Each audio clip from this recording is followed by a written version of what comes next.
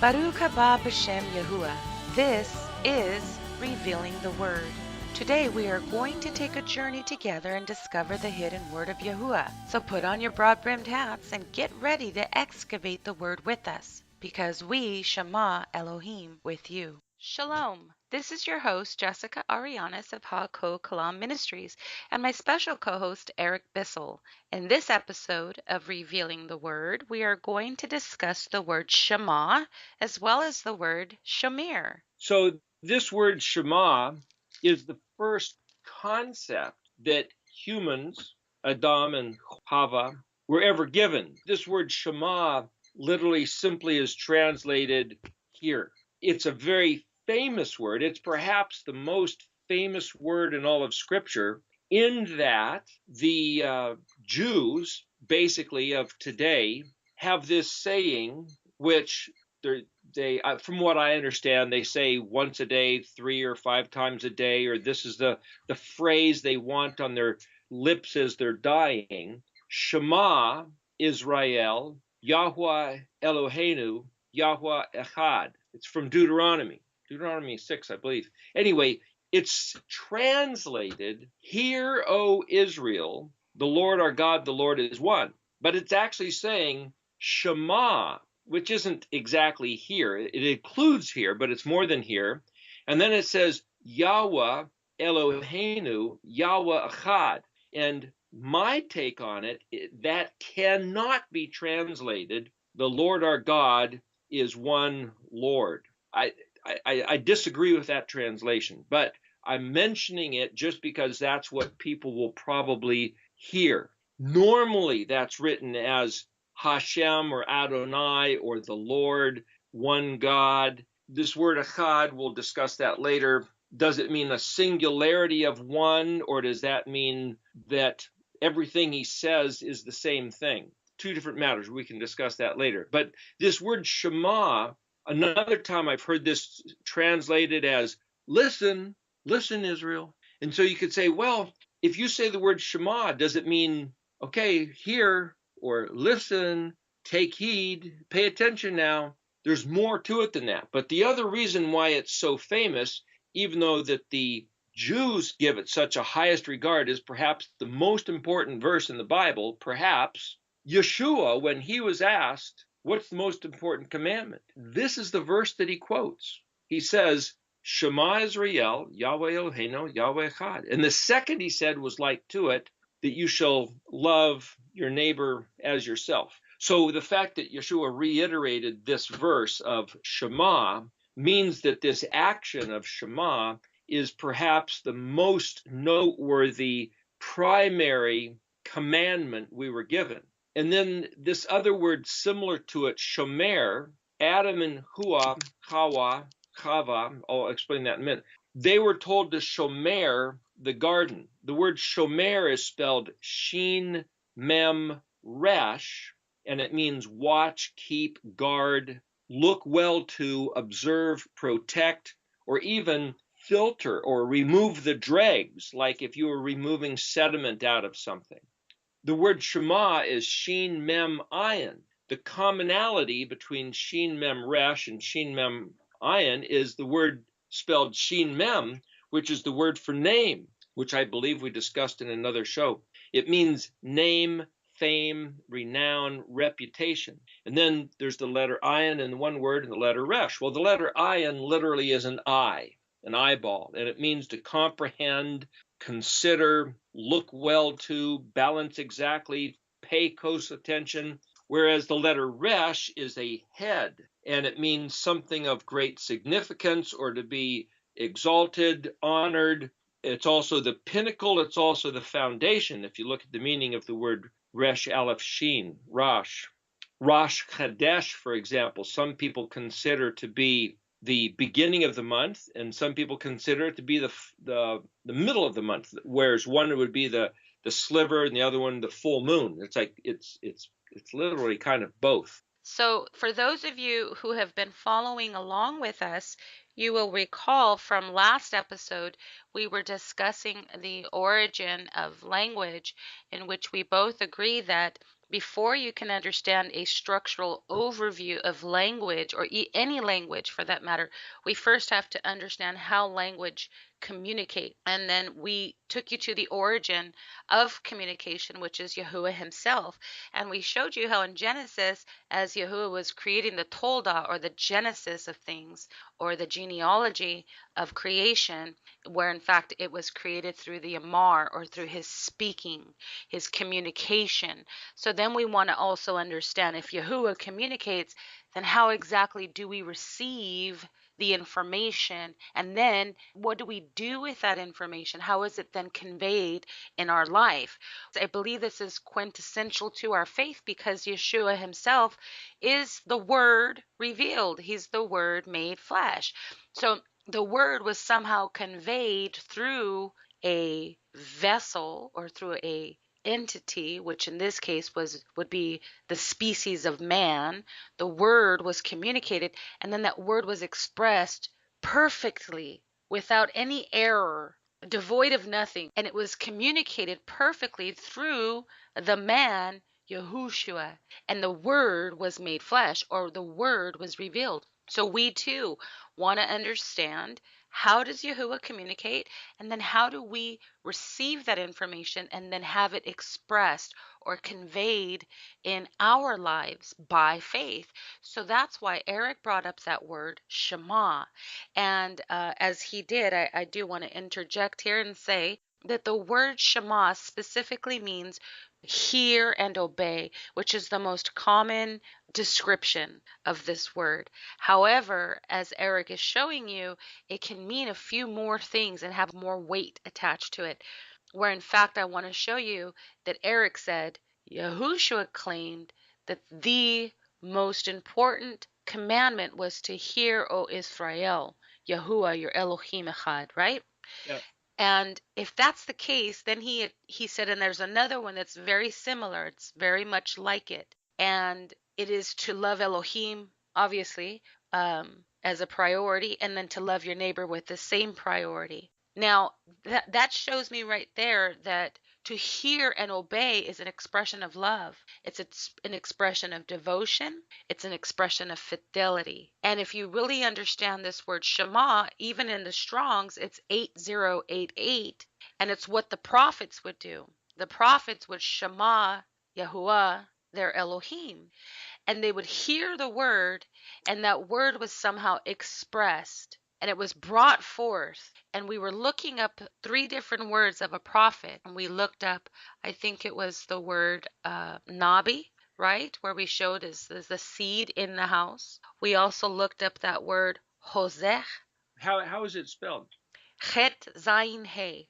Chet Zayin Hey would be chazah, Yes. which would be where we would get in English probably the word hazy, Hazy, because the het is the eighth letter, like our letter H, and then the Zion is actually the seventh letter, but it's where we get our Z sound. And then the hey at the end would be a ha. So chazah is where we would get hazy, hazed, Hazah.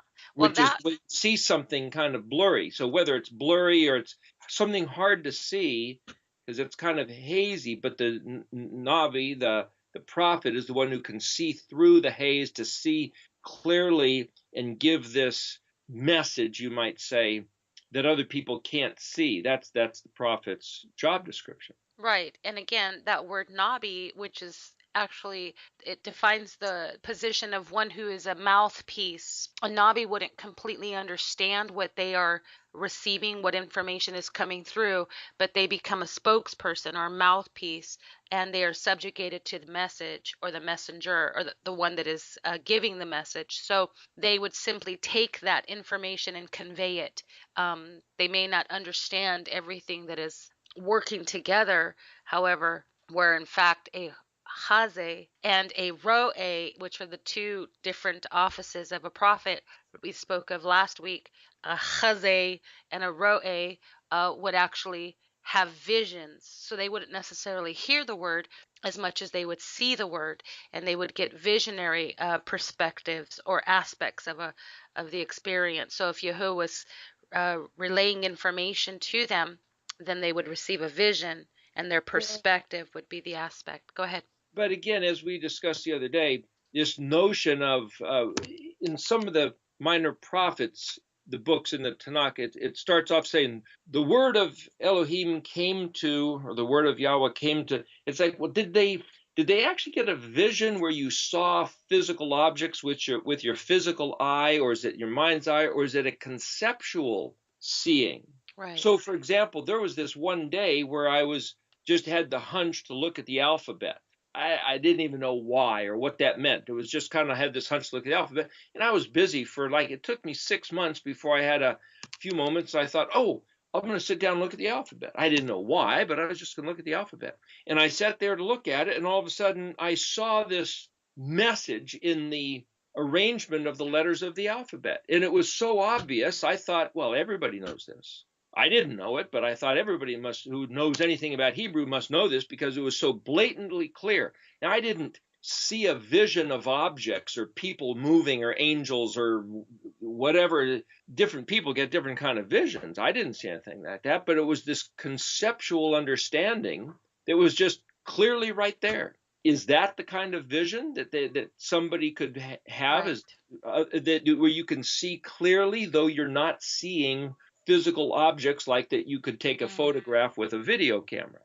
Kind of like in Genesis 15:1, where Abram says again that the word of Yahuwah came to Abram in a vision saying.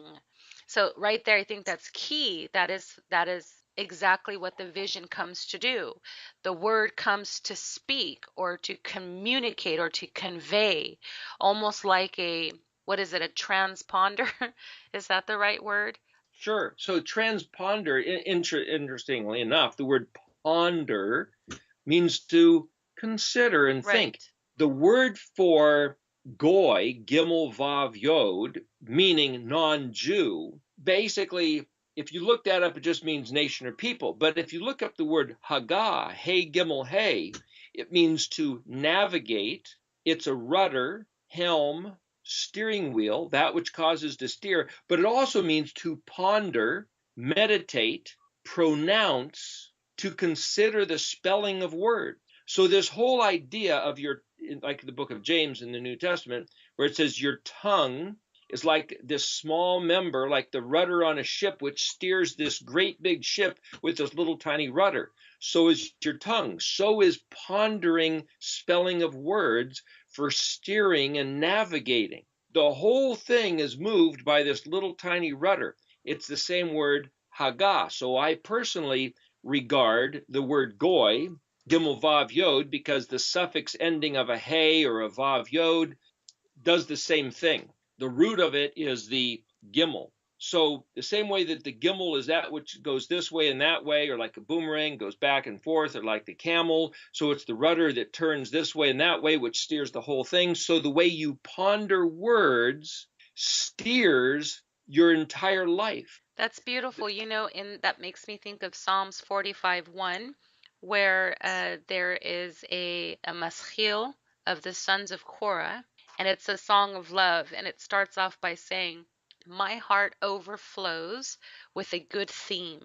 I address my verses to the melachim, or to the king. My tongue is the pen of a ready writer. I love that, how he says that his tongue is the pen of a ready writer. Well, I looked up that word transponder, and I must say that this is exactly the word that I would like to use in order to express the form of Yahushua and his sole purpose of coming to communicate to his people. According to Wikipedia, a transponder gathers signals over a range of uplink frequencies and retransmits them on a different set of downlink frequencies to receivers on Earth, often without changing the content of the received signal or signals. Well, that seems to be exactly what the Word in the flesh came to do. That's right. Yeshua is the great transponder. Yes, he is. He came to convey frequencies or information that could not otherwise be transmitted. And to those who were here on earth, this is what a transponder does. And it says specifically, without changing the content, without changing the information, which is what many scribes have done. They've taken the word of Yahuwah, right? And they try to transliterate it or translate it into a different language with different frequencies, with different syntax, and in such they have changed the content. So we want to know, what is the pure form of communication? Because we believe that language is extremely important in our relationship with the Creator, because He, Amar, He speaks and He reciprocates by hearing as well. We showed you in a few episodes past that Yahuwah listens. He cares about what we are enduring. It's so important that we take heed to what we are speaking, especially in time of tribulation or through trials. We are either going to speak life or we are going to speak death. So again, I think Eric posed a very good question for us. What is it to receive a vision? Well, in Genesis 15:1, it says that the word of Yahuwah came to Abraham in a vision. So he received a vision of the word of Yahuwah, right? But this word or this vision communicated by saying to Abraham, do not be afraid. I am your shield. Your reward is exceedingly great. So here there was the word, and the word communicated. It amarred. It translated information to Abraham in a vision, and that vision was received. We too want to know, how do we see the word?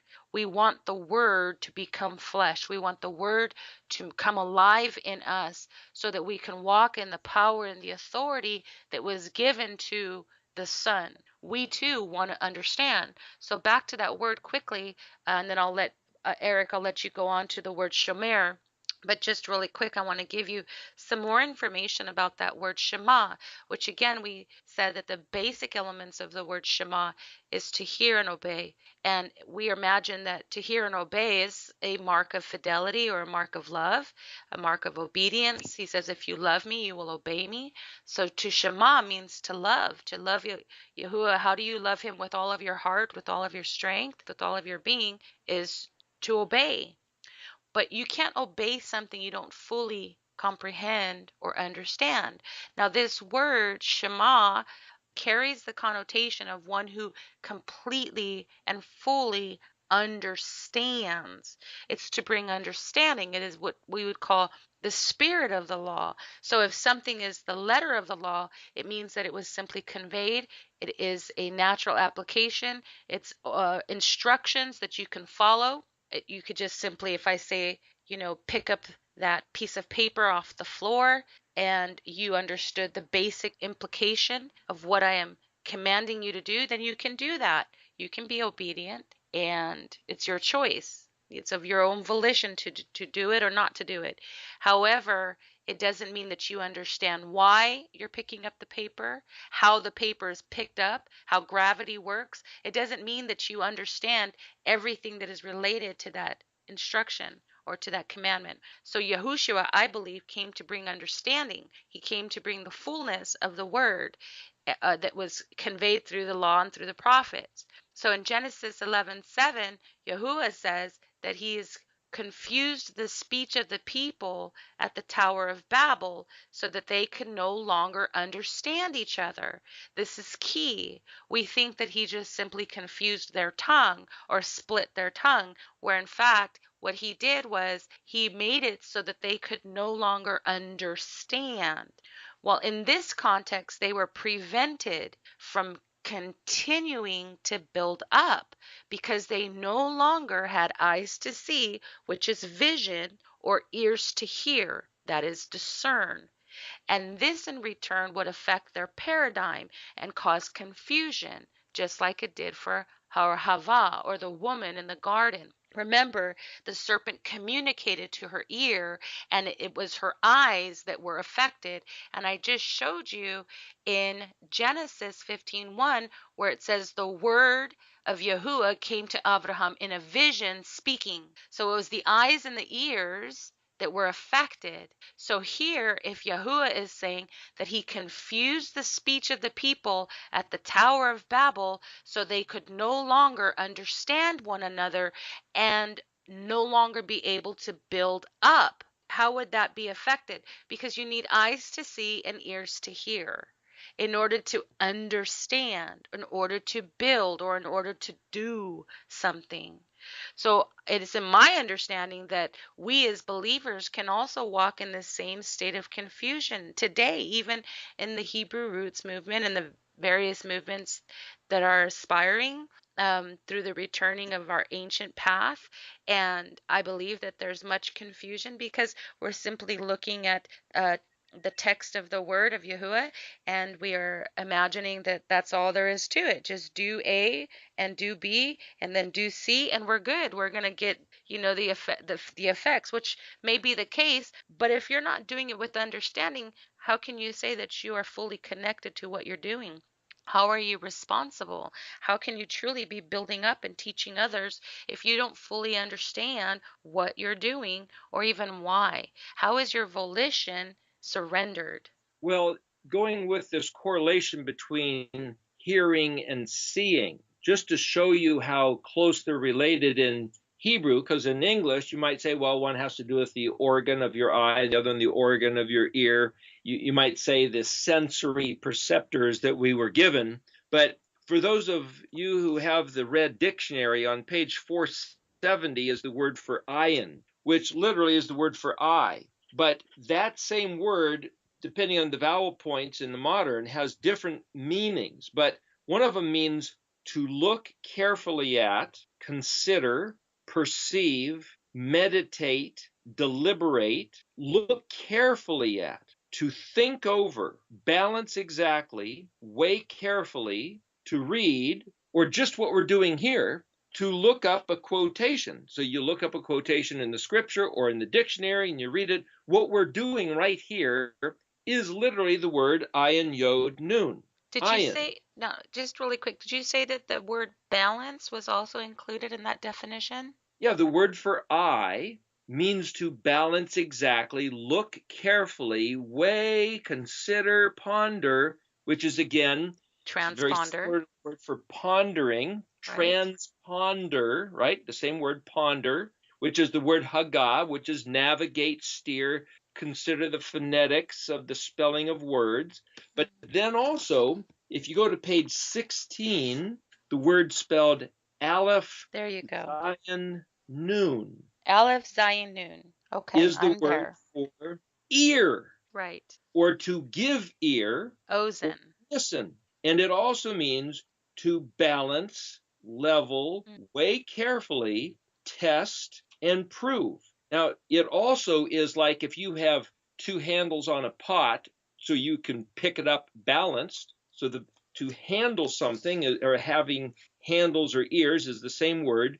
And also, if you have a tool belt, like you're a policeman or if you're a contractor and you've got your various tools, that tool belt with weapons or implements is also the same word, Aleph, Zion, Nun. So to wear something which is balanced on your belt is the same concept. Well, aren't we to wear the belt of truth? That's Aren't, right. aren't So we what, to? Okay. to be gird with the Right. belt of truth. To gird, if you look on page 16, Aleph Zion Rash means to be gird or encompassed, which is something that you wear like a belt. A So girdle. to have a belt with implements is Aleph Zion Nun, but to be gird is Aleph Zion Resh.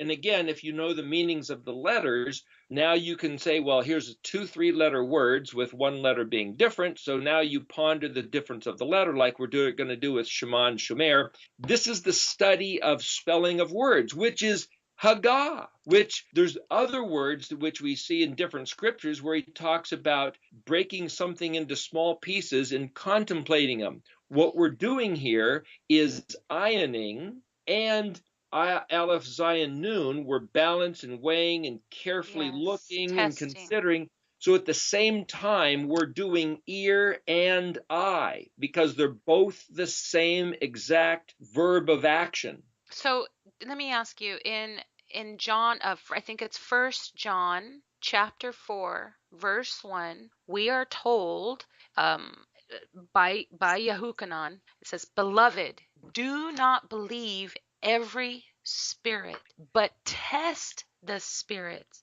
to see whether they are from Yahuwah, because many false prophets have gone out into the world." So here, that's the word that you mentioned. You said it means to test, also to Yeah. balance or to weigh out, to measure or to test, which if we think about what Hava did not do, she did not test. She did not weigh out. She did not consider. I mean, she obviously was given instructions. Her husband obviously took the information that Yahuwah had placed within him innately, giving him instructions, do not eat from that tree. And he obviously was a transponder in such that he was the Word made flesh. He conveyed that information to her. And it was basically the letter of the law. Don't do that. Don't do that, okay? Just don't even go next to it. Don't touch it. Don't look at it. Don't take from that tree. However, we see that that's when I speak of the letter of the law. But did she fully understand? I don't think she fully understood, or else she would not have been deceived. If she was just given instructions, don't do that. Well, that rests on your volition. That says you have the right to choose. Yes or no? You have the right to choose. But I think that when you dig into something and when you exercise your will towards something or bend it towards something, that means that you're making the effort to understand, to connect with, to be echad, to be one with, to either agree or disagree, which is what Amos says, how two can walk together. They become echad, or they walk in echad because they agree. So she did not understand completely, because she says, well, I was told that we can't even touch, we can't reach out for it, we can't even look at it, don't touch it, don't nothing.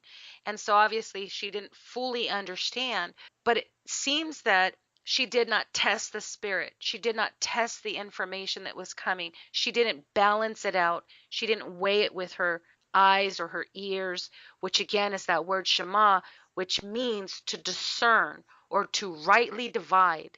It's in Genesis 3:6 that we're speaking of when the woman saw. That's the word ra'ah, which is from that word ro'i. Remember earlier we said that a prophet is a ro'i. Well, she was obviously receiving a vision or some information that was being conveyed to her like a vision.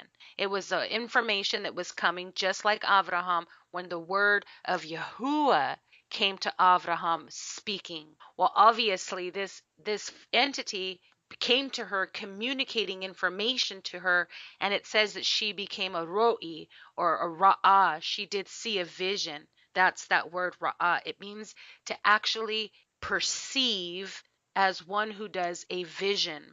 So she perceived as she ra'ah as a prophet, one that the tree was good for food. So the vision was like we just read right now in First John 4:1. Test the spirits. Use your ozen, use your ears to balance the information, to weigh it against the word, which is something she did not do.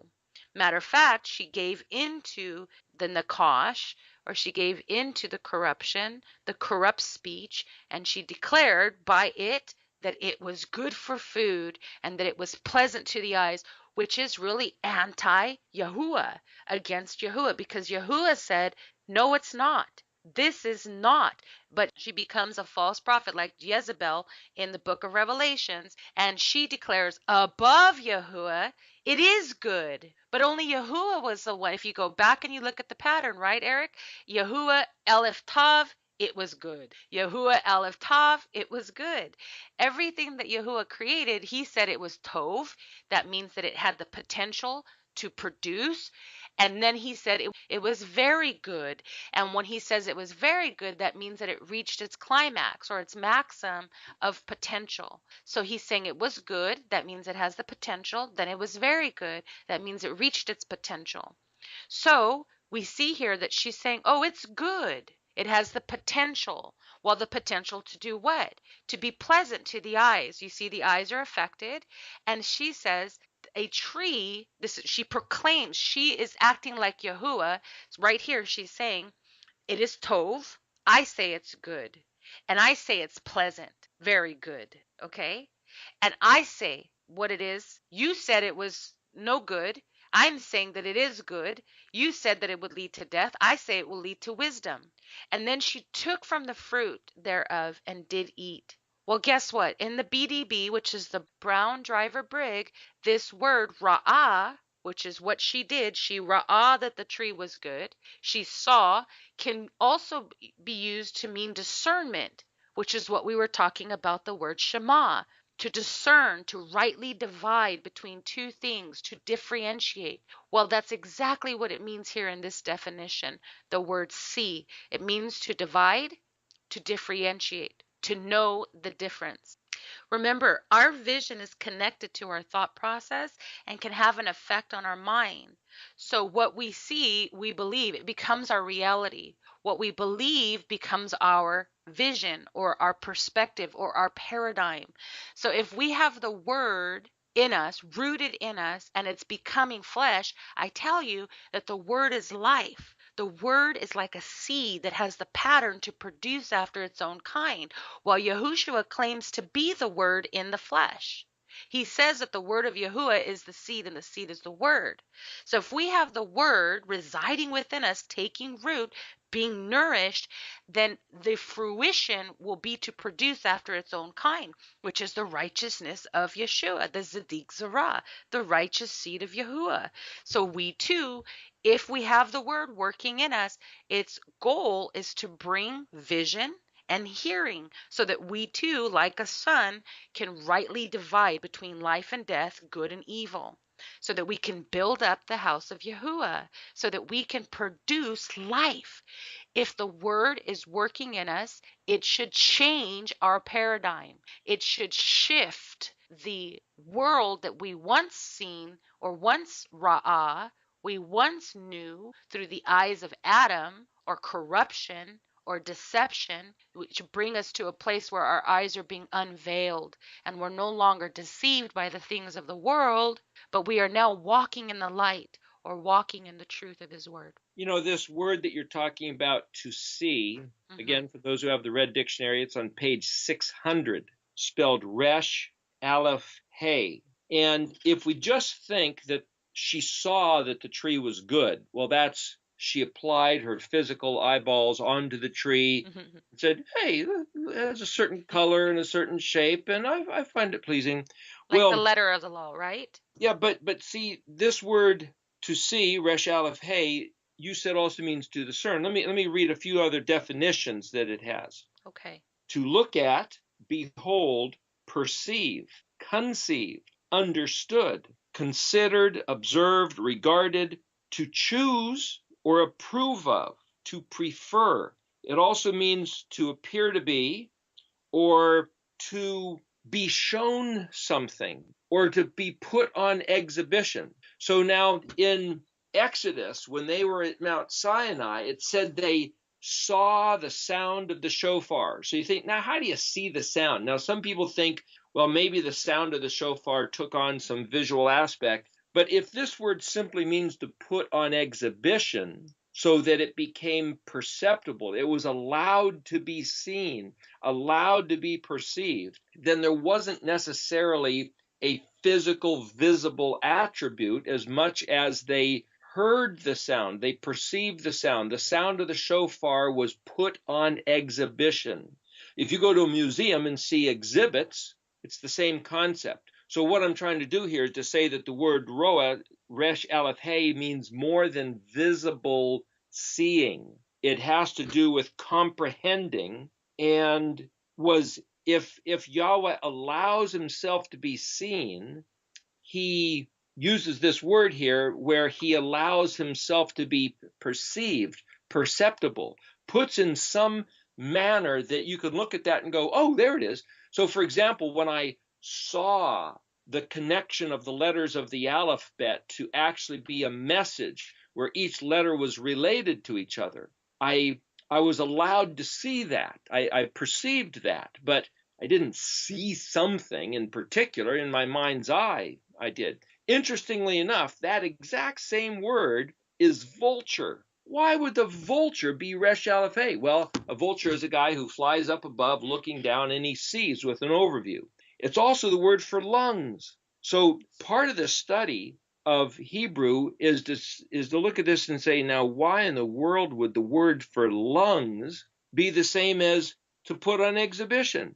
And the benefit of the etymological dictionary that Ernest Klein made here is that he shows you the Aramaic word, Arabic word, raya, Akkadian, irtu, which has to do with the word for chest. Well, that's your upper torso where your lungs are. So now we have a relationship between the upper part of your body, which is on display, and then it gets into other words you'll notice having to do with, this gets into numerous different aspects. If you look at Resh Aleph Vav Yod, worthy, fit, suitable, that's the same root word. So if you have a picture of, say, King Kong, right, standing up on top of the Empire State Building and pounding his chest, the gorilla, when you pound your chest, you're showing fortitude. Well, that has to do, that's where your lungs are. So this is the way Hebrew works. When something is strong and fit, you pound your chest.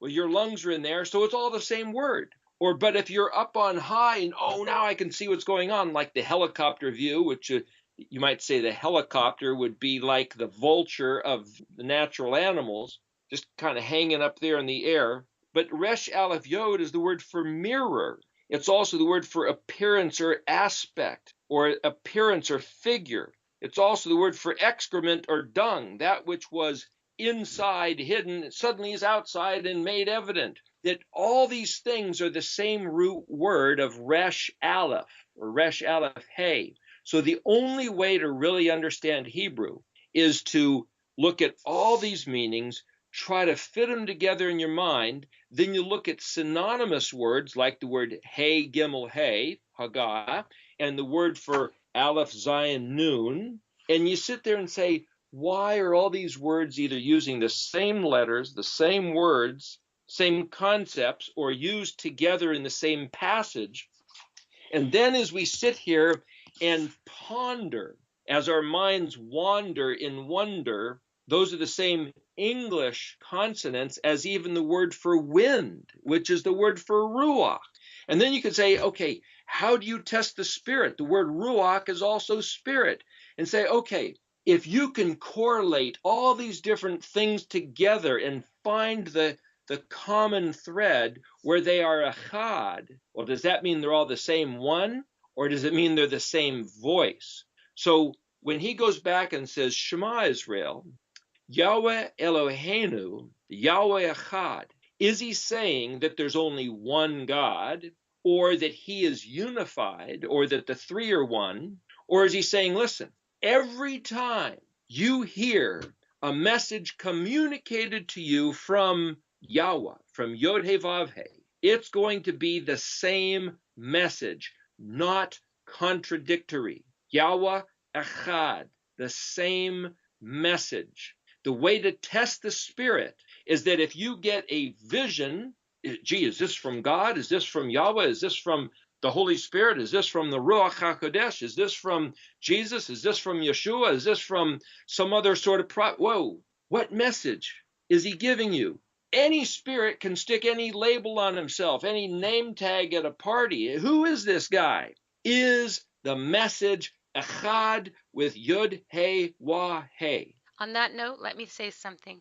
I really want to point out the fact that you brought up the theophany that was at Mount Sinai, that theophany of hearing, or what was it, seeing the shofar, to see the shofar. Well, there is a preliminary understanding of the physics associated with the shofar.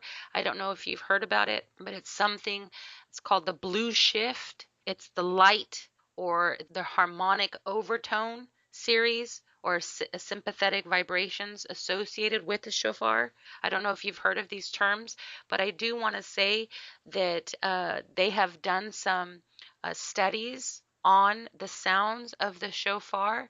And so to say, if we truly understand what it means that they saw the sounds of the shofar, well, to see is a statement referring to the shofar, obviously, or something that's stated when Yahuwah spoke at the receiving of the Torah at Mount Sinai. Again, it says they saw the sound. So, like you said, that question you asked, how is it possible to see the sounds, right? Well, that word they saw relates to two specific words: wisdom, which is chokhmah, and awe, which is yara. Yara, right? To yara. And so Chokhmah Yara, it means to see with awe or to understand with awe. It means wisdom. And in Proverbs, it means the fear of Yahuwah is the beginning of wisdom, right? Chokhmah, right? And so there was a discussion. I don't know if you know about this, but you can look it up. There was a discussion with the physicist R.A. Bernstein, Bernstien, who states that the application of the blue shift was brought to his attention as it relates to the sounding of the shofar. But in brief, what he basically says is that the blue shift is a physical principle of light, the most intense light perceived as intense white light. It's actually a blue purplish light, but he says that as it travels through space, it eventually ends up becoming red, which made me think of our blood, how our blood is blue, but when it hits the oxygen, it becomes red, this light, right? And so he says that it ends up becoming red. And he says if you were to look at the continuum of light from the side, you would see every color of the spectrum. He says that this phenomena is likened to the highest light of Yahuwah. And he says that it's from Yahuwah's highest light, or the light of himself, passing through the contraction, which acts like a prism, and thus all the colors of the spectrum, or the spiritual spectrum, are realized. Okay, so he's saying that he's a physicist, and he's saying that when the shofar was being blown, that it was bringing forth this blue shift, or this spectrum of light.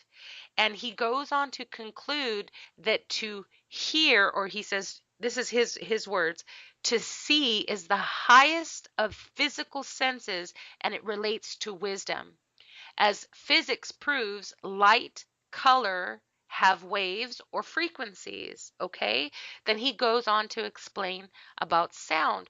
Well, what he ends up saying in this article here is that living in a paradoxical world, he says here there is no paradox when we come to the conclusion that the eyes can see the prism or the light of what is being spoken. He says that this is a inclusion, a true inner inclusion of oneness. He's saying because everything that is being conveyed at once is everything that's being expressed, not just the note C, or that, just hearing the note C. He's saying all of the vibrations and frequencies associated with the note is being conveyed and received at that very moment, and the two become one. So what you were saying, the word being flesh, or the word coming in the form of man, is everything that Yahuwah had to say being conveyed or expressed through bodily form, or through human form.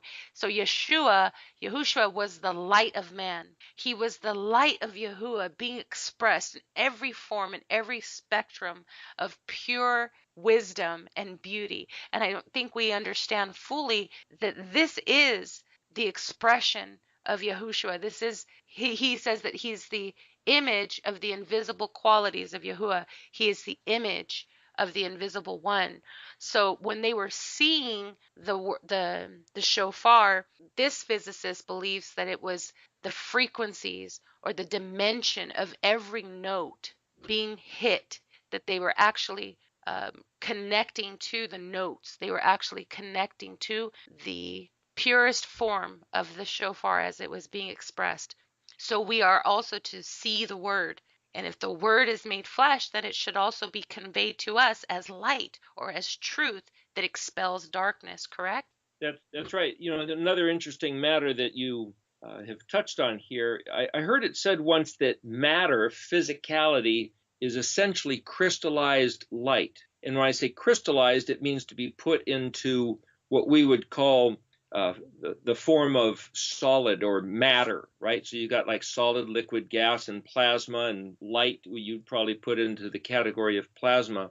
But matter it's all of the same substance. So as you brought up the description of who is Yahushua, he is so purely the Echad, the complete, the total, the on the same page as the word in its purest form, the word as light, the word as sound, the word as object matter manifestation of the word.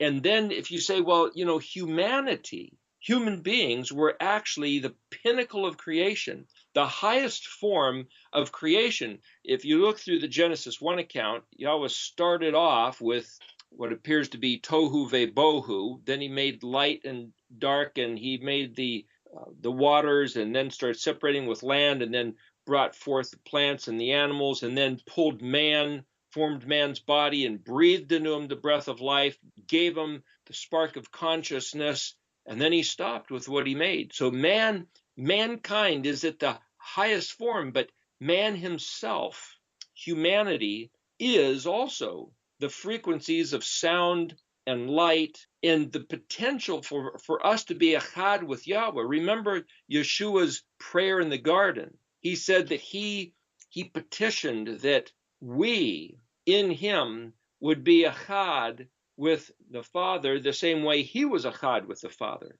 Now that doesn't mean that he is the Father. That's not what he was saying. If he is echad with the Father, that means he's with the same frequency, the same voice, the same word, the same substance and essence. And he was asking that we would too. That doesn't mean he's asking that we would become the Father. There's this gets into a theological area that maybe this isn't the time and place to deal with it. But what I'm trying to bring up is that humanity, humans, you and me, and each one of us, as we contemplate these words, the objective is to, you might say, synchronize the frequency of the word to be echad with that of the heart of the Father, which is Aleph Tav. And Yeshua himself was the accomplishment of that in its purest form as a person. And he said that we should follow him, be one with him, do it just like him. And that is the ultimate potential of us as humans, which is distinct from any other element of creation. That is our potential realized right there. Beautiful. It makes me think about countenance. So when the word is being expressed properly in us, when we are taking in the word, we're not just reading the word and saying, oh, okay, in its basic form, we do this and the end result is that, right? Cause and effect, okay? So what we're saying is, look, I don't understand this. And we're not being pretentious and we're not insubordinate. We're not saying, look, your ways are corrupt and wrong and messed up and I can do better. No, we're not saying that. We're saying, look, I really want to understand you. I want to understand what you want me to understand. You've conveyed this information for a reason. I want to connect with it. I want it to be written in my heart. I want it to become also who I am, because obviously Yahuwah is expressing exactly who he is. He's expressing it in his word form. And if this is written on your heart, this is who you are. Well, I want to know who you are. Why do you do this? Why do you say this? Why is this so? Why was it written this way? Why did you do it this way? I want to know you. I really want to know you. I want you to be written and established. I want to be like you. I want to express who you are in me. I want to lay myself down before you, and I want you to be expressed through my life. I want you to be glorified, right? I want you to receive the glory for the works of your hands because I am the work of your hands. So if the word is truth, the word is light, and there is no deception in him, then that word, when we take it in and when we wrestle with it, when we say, I'm not going to let go of this word until you bless me, until the word brings a baruch, a barucha, a blessing into my life, until it conveys life, because I realized that I was once subject to a lie. I was hidden in corruption, and I was obviously subject to sin. So we were subject to sin, and we were in our former man or our former nature. Then this word, as we take it in and we shema and shomer, which is what we'll get into shomer in our next episode. But as we take in the word, we realize that the words of Yahuwah Elohim are wisdom. They are light. They are truth. It is wisdom. And we become Yara. We are then full of awe. And this is the respect that he deserves. The awe or the fear of Yahuwah is the beginning of wisdom. So this is that awe, the days of awe, and we take in his word with great admiration and we say, let your word be made known in me. And it makes me think of Cain, when Cain became wroth with Yahuwah because his offering had not been respected back in Genesis 4:6. And Yahuwah says, why has your countenance fallen? And we know that word countenance basically is the word panim, which means mouth or face, and then fallen, which is the word nephal, okay, which is where we get the word nephilim, okay, Nephilim. And he's saying here, why has your face become Nephilim, or why has your face become Nephal? But that word panim, or that word for countenance, is Pei Nun Yud Mem, and it basically means that which turns, or a turning object. That's something that has like a panoramic. It's the only thing I can think of is panorama. Like a camera that has aspect ratio and it can turn from the left to the right. And why has your face, that which perceives or has an aspect, why has your aspect fallen? Well, I just wanted to bring this up, and then we'll get into it next week as we look up the word shomer and we understand a little bit more of what it means to have the word expressed in us. Well, just really quick, I'll leave you with this, Eric, and then you can conclude here. There's another word very closely related to panim, except that this is panin with a noon, sofit at the end. So it's the letter pe, nun, yud, nun, sofit. And guess what that word means? It means a ruby or a gem that glistens when it's turned. Again, having many aspects or an aspect ratio. And so when it turns and it receives the spectrum of light, it then responds by glistening or by shining or by expressing that light. And it's a prism of light, which is what we were talking about earlier. So this word is very closely related to panim here when he says, why has the countenance fallen? Why is the light? Why are you now dark? Why are you grieved? Why are you so downcast? Put your hope in Yahuwah, right? But he failed to do that, and he gave in to the desires of his heart, which was be angry but sin not. But in this case, he sinned, and he slew his brother. So if you stay tuned with us, we will go into the word shomer next week and break open that word. But remember, what we're saying here is that we are to shema like the prophets of old. We are to hear the word and have that word expressed through us as a form of light or truth that expels darkness. So thank you for joining me, Eric. I had fun as usual. Remember, you can go to HaKol Kala Ministries.org and access these podcasts, you can tune in here at Messianic Lamb Radio, and you can also reach Eric at Paleo Sepher. So my email is paleosfr@gmail.com. SFR would be like Somic Pei Resh, or the English words Sam, Frank, Ralph, SFR. The word Sepher means book, or to cipher, or to connect the dots. The website would be paleosepher.com, but that would be PALEOSEPHER. Paleosepher spelled out. There's a website that has various things on it. Well, thank you for sojourning with us. We say to you, Zakar, remember the words of Yahushua. And he said unto them, take nothing for your journey, neither staves, nor scrip, neither bread, nor money, because Yahuwah Elohim Ampon. Yivarechecha Yahuwah. Shalom. Shalom.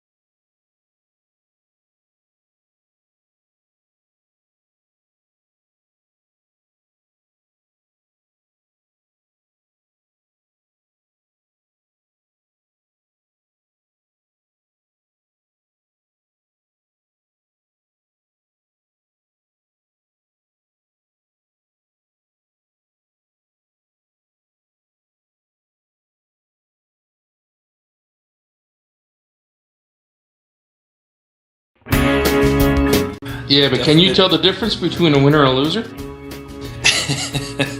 Between the righteous and unrighteous? Huh? Can you? Boy, sometimes no. Sometimes the lines are pretty blurred. I wish I was as knowledgeable and as insightful that I could. You know, we follow different people and different teachings throughout our life, and only to come up short and disappointed too many times. You know, how many times did you change your mind going through Christianity and the different denominations, and then into Messianics, and from one teacher to another, and even listen to Lamb Radio. I mean, that's one of the great things about Mark, is he has different perspectives, and you can get a smidgen of this and a smattling of that, and right. And a bicar, baby, even if you need it or not. Yeah. It's a giant hodgepodge of everything. Yeah. Well, you gotta have an Alka-Seltzer commercial. Pam? Flop, flop, fizz, fizz. Oh, what do we need to do? Shalom. I'm Susan Hoogie of Messianic Morning Prayers. Are you seeing the potential for prophecy to be fulfilled in our day? Does this cause you to be fearful of the future? And are you fearful for family members who are not like-minded? There are plenty of scriptures where God tells us not to fear. In Psalms 118, verse 6, we are told this: "The Lord is on my side. I will not fear. What can man do to me?" How do we not fear? Quite simply, we need to develop a relationship with our God and learn who He is, and not just learn about Him. Just as soldiers train for battle, or police train with a partner, they come to know each other intimately and rely on each other for their very lives. They do not doubt their comrades. They know that they are cared for and watched over, and they too do the same in return. This is what we are to do in our relationship with our God. Messianic Lamb Radio is focusing on being a sanctified tool for our powerful and majestic God to use to teach us all about how to have a very close relationship with Him. Let's do this together.